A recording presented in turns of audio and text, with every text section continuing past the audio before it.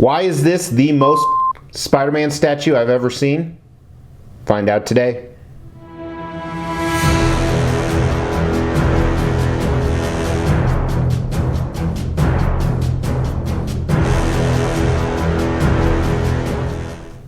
Welcome to the Extreme Channel. My name is Mr. X. Today we're going to look at another Extreme collectible, and there's probably a few things I want to answer preemptively.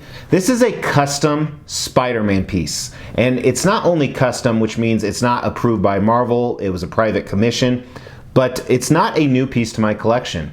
I've had it for a couple of years, and I believe it's even older than that. The reason why I don't know how old it is I actually bought it secondhand, I think on eBay a few years ago. I paid $800 or $900. I believe the original price was more around $600. And this is from a custom group that I have bought brand new pieces from before.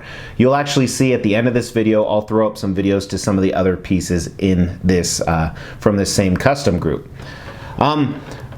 Really excited, but as I said in the intro, this statue is up, and that doesn't mean bad. So kind of a precursor on that, but we'll dive into it.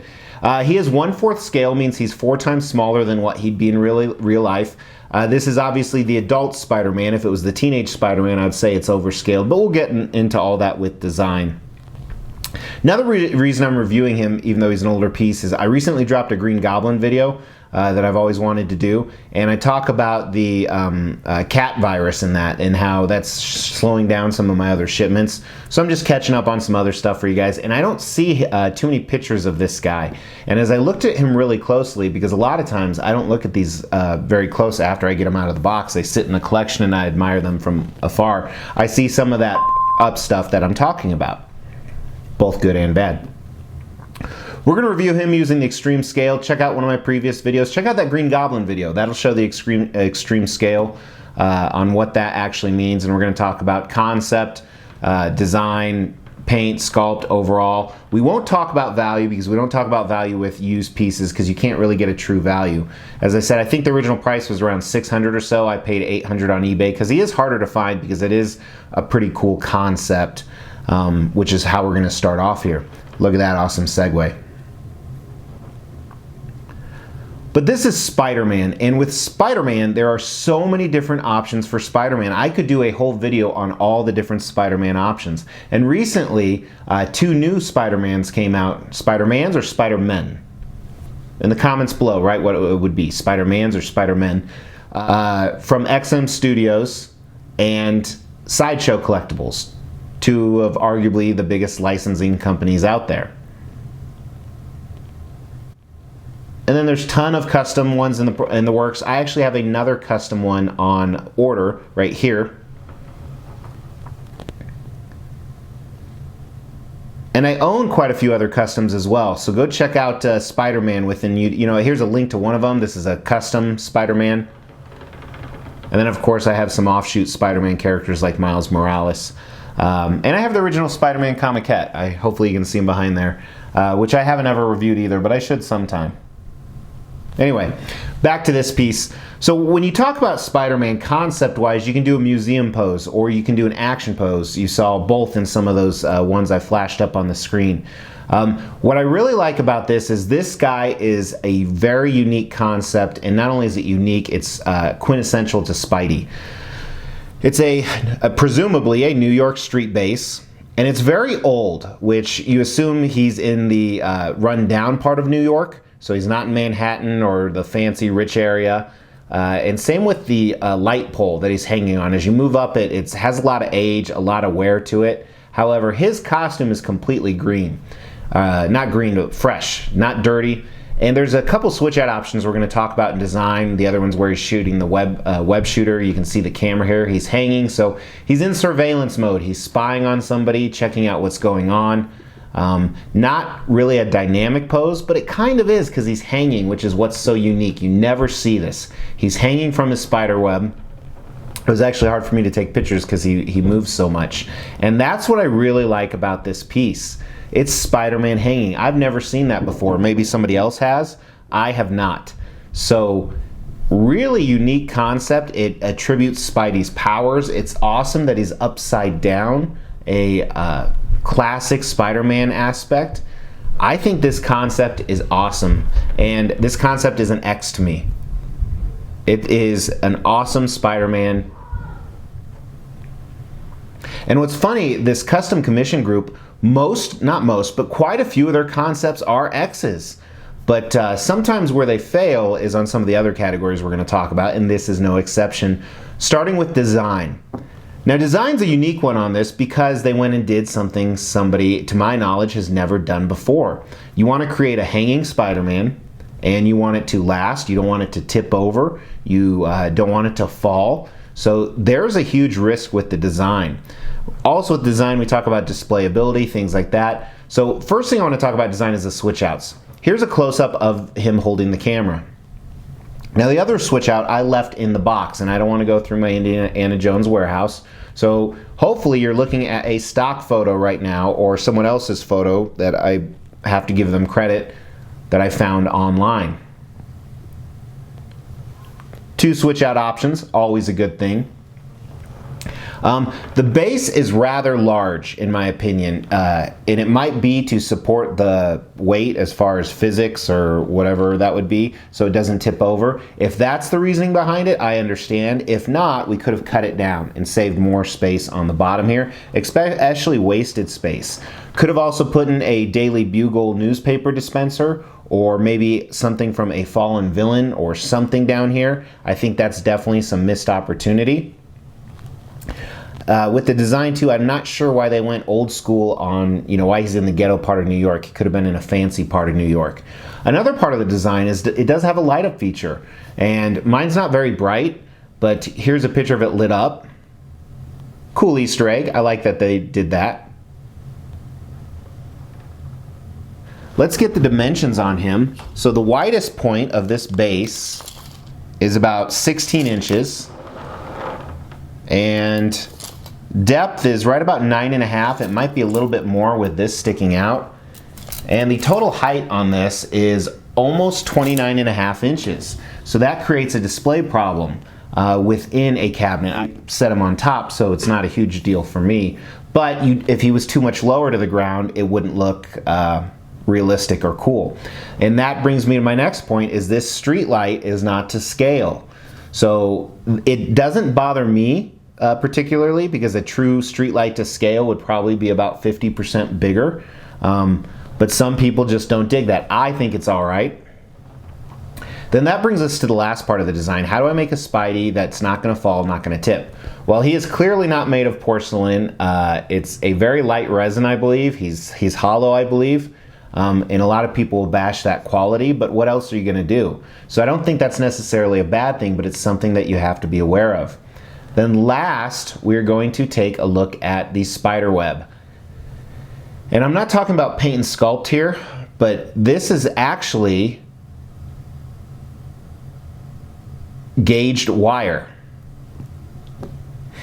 twisted around. So if you think of what's in a bread twist tie, strengthened times 5 or 6 times, or if you work in electrical work or any type of wiring, you know what this is. So it doesn't look like spider web. It doesn't complement the statue well, but it works, and it does a good job hanging him on, and he comes on and off very easily. So there's essentially a T section down here that you put his fingers in between. And because these pieces, this has been out for a while, it holds up. It'd be funny if it fell on camera. I always, when I move him though, I take him off first and then I move him. So from the design standpoint, they did something ambitious no one's ever done before. It works. Few cool Easter eggs, a little bit of missed opportunity on the base. Spider-Man's one piece other than the switch out, so there's not really any seam opportunities. The scale's a little bit off. So a lot of pros and cons. So I have to give the design a very good, very nice. It's 3 out of 5 right in the middle. Very nice design. A lot of pros, a lot of cons, but I think some of that missed opportunity, if they had done that, that would have raised it to the next level. Now let's jump into paint and sculpt. And traditionally from this custom group, this is where the opportunities are bigger. And that's not an exception here. And you'll see by starting, you know, it's funny, we'll start at the base. We'll look at the base and the light pull first, and then we'll start at Spidey, and for once, go from top to bottom. We usually go from bottom to top, because she likes it better that way. So let's look at the base here. Here's the sides, insinuating the dirt underground. It looks like rubbled shit. It looks like poo. Bad sculpt on it, and the paint job does not complement it. They could have gone a little more dirt tones instead of wet mud. The sculpt on the cement on top, the bricks, I like the cracks in it. I think they could have used a little bit more texture. It looks good though, it looks okay. But the big failure is in the paint. They painted this green. They painted this green crap all over it. And I don't know what it's supposed to be, or maybe it's mold growing on my statue. I don't think so. But it looks horrible. And was it supposed to insinuate there was grass? Maybe it's their faded paint over time. Maybe it wasn't originally like this out of the factory. I don't know. But it doesn't look the greatest. Thankfully, especially him setting up high, you're not looking at the top of this base. I like the nuts and bolts on the lamppost. It looks really good. I like the whole base of the lamppost. Could have used a little bit more texture, but I like the coloring. I like the age. Light pole looks a little fake and plastic, but it looks like a light pole. I like how the fact they used a different gray color than you see in the base of the light pole and the base of the base. And it's one solid piece, so that was smart. Here's some closer looks at the webbing that's holding them up.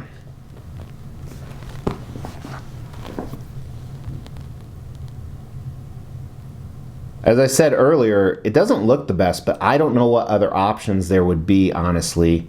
And I would rather have my statue secured and not worry about falling than I would better looking webbing. Now, a big opportunity you're going to see in Spider-Man here, two opportunities really. One is there's zero texture whatsoever. I think some texture in some key areas, whether it's, you know, the boots or the costume, would have been a huge improvement, just to give it some 3D feel. The anatomy seems a little off to me. He has muscles kind of everywhere. From about a foot away, it looks really good. He looks buff, he looks tight, but the anatomy doesn't follow the natural curvature of the body in this type of position. Not that I've ever been in this position. So I think there's some opportunity there. The paint is okay, it just doesn't pop at me, and maybe that's because of the sculpt issues I'm talking about, but it's decently comic accurate for a few different versions of Spidey. And like I said, as you look through here, the anatomy, the musculature looks good. It's just, if you're a doctor and you're looking at this, especially one or an anatomy student, you'll notice the anatomy is not correct. It looks good, it's just not correct. There's a few printing opportunities you can see where, I'm kind of jumping around here, but where his limbs are pressed together, where it kind of looks like a mesh together. The sculpt doesn't look that good. It might have been sculpted good, but the actual printing in the factory didn't turn out the greatest. Here's his Spidey symbols. Look good. The front one's a little bit larger than it typically is, but I personally like that. Couple shots of his portrait here. Really the only thing you're going to see is more of his suit. And like I said, he's a little bit larger than we typically see Spider-Man. But now that I'm looking at the comiquette behind me, I think that's about right. He has the classic blue that you see in his the white of his eyes. Camera is a little cheap looking. Definitely some paint opportunity on the camera. Could have done some more detail and texture. Just some more details would have made it pop. So I don't know, you know, there's pros and cons. I'm gonna have to give the paint on this statue a grade of an U. It's ugly. Some shading opportunities. Some of the areas aren't quite as clean. And honestly, I think I have to give the sculpt the same score. I was almost leaning towards very nice, but I think the sculpt's a little bit ugly on this. And what's really getting me is where his body is pressing together and it's just not a clean differentiation. and even just some of the texture opportunities it had. But with all that being said, I give this statue, I like it. I do like it. It is, we talked about at the beginning, very unique concept. They pulled it off. The design, they pulled off some really cool things with the design. It's a cool way to showcase Spidey, and you can kind of showcase him in a museum pose where he's in surveillance mode, or with the switch out where he's actually attacking, so you can pair him off against other characters. No one's done anything like this. So it is a very nice statue overall. I definitely like it. I can see why it's sought after. You don't see them up for sale very often. I don't know how many of these they made. Mine's number 22. This is kind of the summary of this piece. I should have told you at the beginning so you didn't have to watch everything. Questionable statue. That's pretty cool. That's kind of the summary. But I like it. Gonna hold on to him for quite a while. If I ever narrow down between him and the Comiquette or my custom one, I don't know. It's tough. Why? Actually, this is a great subject for you guys in the comments that have hung in here the whole time. What's more important, the details or the concept? And I think this is a great example of a statue where the details aren't horrid. I'm not talking about, you know, crap details, but the details aren't high end. So would you rather have a statue with an awesome concept and okay details, or regular same old concept with amazing details? That's a great topic. So let me know below, but really appreciate you guys tuning in. Tune in tomorrow. I don't know what it's going to be, but it's going to be something huge. That's what she said.